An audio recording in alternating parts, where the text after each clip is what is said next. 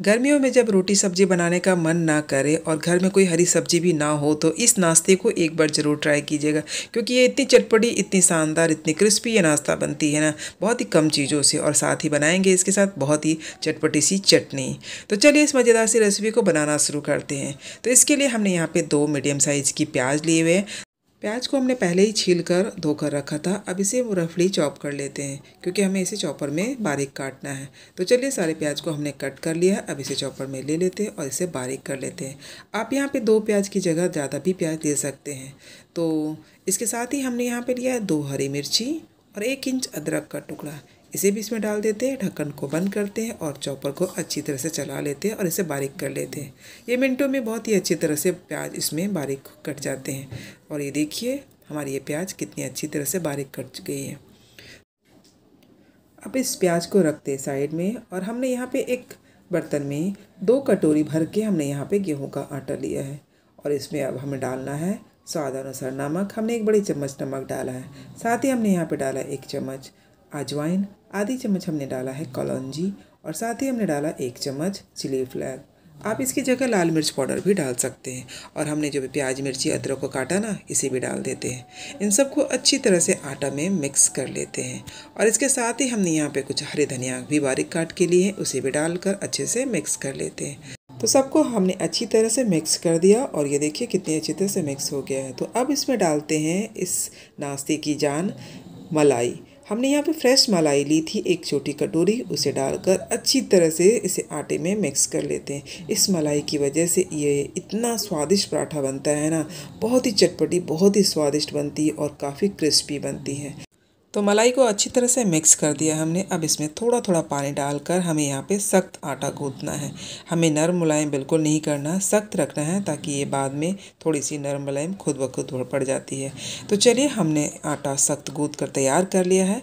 अब इसके ऊपर थोड़ा 2 चम्मच रिफाइंड ऑयल डालकर इसे अच्छी तरह से हाथों से फैला देते हैं और इसे ढक कर रख देते हैं 5 से 10 मिनट के लिए।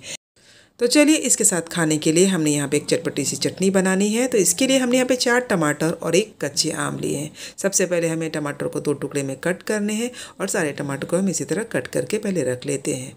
और साथ ही हमें आम के भी गुठली हटाकर दोनों साइडों का गुदा ले लेना है।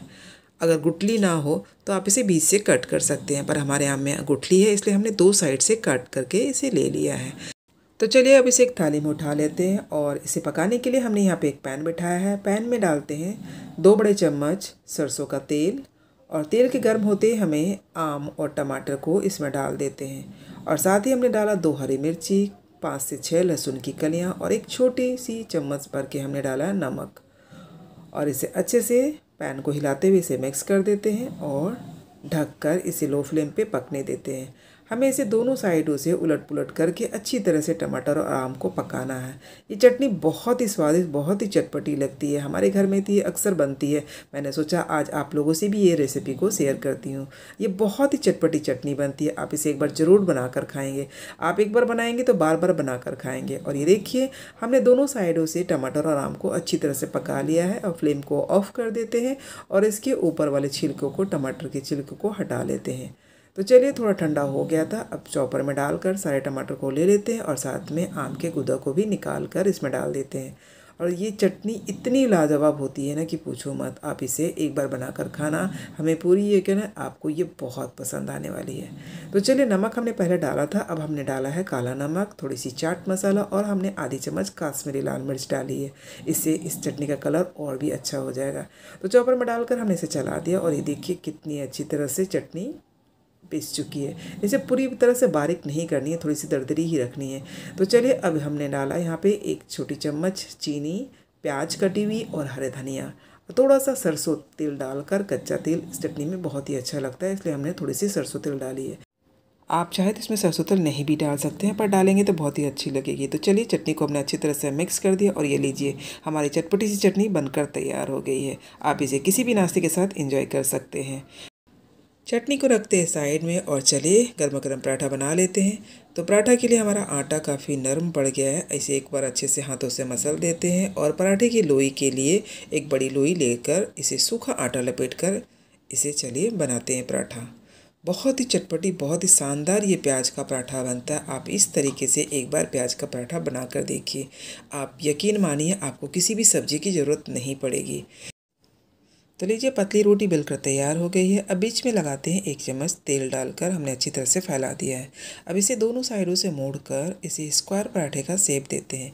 आप यहाँ पे अपने पसंद की किसी भी शेप में पराठा बनाकर तैयार कर सकते हैं। ट्रायंगल हो या फिर आपको कोई शेप ना आता हो तो आप रोटी की तरह गोल बेल कर भी इसे बना सकते हैं। और इसके ऊपर हम फिर से डाल रहे हैं थोड़ी सी कलौंजी और हरी धनिया की पत्ती। इससे पराठा और भी खूबसूरत लगेगा। अब इसके ऊपर थोड़ा सा सूखा आटा डालकर इसे अच्छी तरह से स्क्वायर पराठा बेलकर तैयार कर लेते हैं।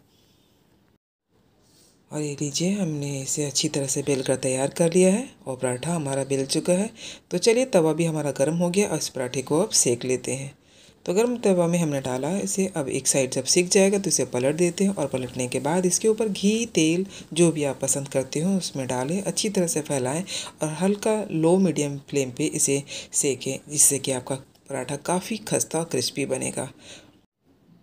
और पराठा को हमने दोनों साइडों से क्रिस्पी होने तक, अच्छा कलर आने तक सेक लिया और ये देखिए कितना अच्छा कलर आ गया है। और लीजिए हमारा ये प्याज का पराठा बनकर तैयार हो गया है। आप इसे गर्मा गर्म दही, अचार, किसी भी चटनी के साथ इसे खा सकते हैं। इसे खाने के लिए कोई भी सब्ज़ी की ज़रूरत नहीं पड़ती है। तो जब भी घर में कोई हरी सब्ज़ी ना हो, इस नाश्ते को एक बार ज़रूर ट्राई कीजिएगा। और साथ ही हमने ये जो कच्चे आम और टमाटर की चटनी बनाई है इसके साथ, तो ये बहुत ही शानदार लगती है। और हमने यहाँ पे रायता भी रखा है। तो आप अपने मनपसंद दही, रायता, चटनी, अचार किसी भी के साथ आप इस नाश्ते को खा सकते हैं। ये सबके साथ बहुत ही चटपटी स्वादिष्ट लगती है। एक बार आप इसे बनाकर खा लेंगे ना तो हफ्ते में 3 से 4 दिन आप इसे ज़रूर बनाकर खाएंगे, क्योंकि ये सबको बहुत पसंद आने वाली है। इतनी चटपटी, इतनी क्रिस्पी, इतनी शानदार ये पराठा बनती है ना, और झटपट बनकर तैयार भी हो जाती है बिना झंझट के। तो चलिए इस पराठे को एंजॉय करने। आप इसे कब बनाने वाले हैं कमेंट कर ज़रूर बताइए। पसंद आए तो लाइक शेयर कमेंट करना ना भूलें। और अगर आपने हमारे चैनल को अभी तक सब्सक्राइब नहीं किया है तो प्लीज़ मेरे चैनल को सब्सक्राइब कर लेना। आप इस पराठे को एक बार चखेंगे ना तो फिर आपकी हाथ और मुँह बिल्कुल रुकने वाली नहीं है, क्योंकि इतनी चटपटी, इतनी स्वादिष्ट होती है ना। आप इसे खाते जाएंगे और खाते ही जाएंगे। तो चलिए फ्रेंड्स, फिर से मिलते हैं एक नई रेसिपी के साथ। तब तक के लिए बाय बाय, टेक केयर।